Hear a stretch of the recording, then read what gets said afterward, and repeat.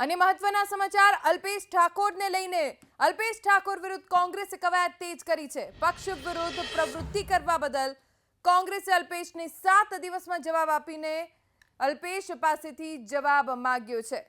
અલ્પેશને ધારાસભ્ય તરીકે ગેરલાયક ઠેરવવા માટે પ્રદેશ કોંગ્રેસ હાઈકોર્ટમાં અપીલ કરશે।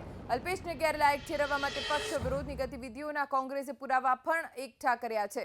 બિહાર કોંગ્રેસના સહપ્રભારી પદેથી પણ અલ્પેશ ઠાકોરને દૂર કરવામાં આવ્યા છે।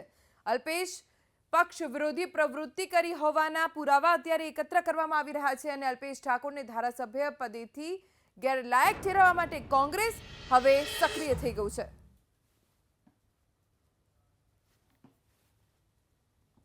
जो भी एविडेंस है अभी इकट्ठा कर रहे हैं और बाकी आगे की कार्यवाही हाईकमांड से चर्चा करके होगी। जो भी एविडेंस है अभी इकट्ठा कर रहे हैं और बाकी आगे की कार्यवाही हाईकमांड से चर्चा करके होगी। जो भी एविडेंस है अभी इकट्ठा कर रहे हैं और बाकी आगे की कार्यवाही हाईकमांड से चर्चा करके होगी।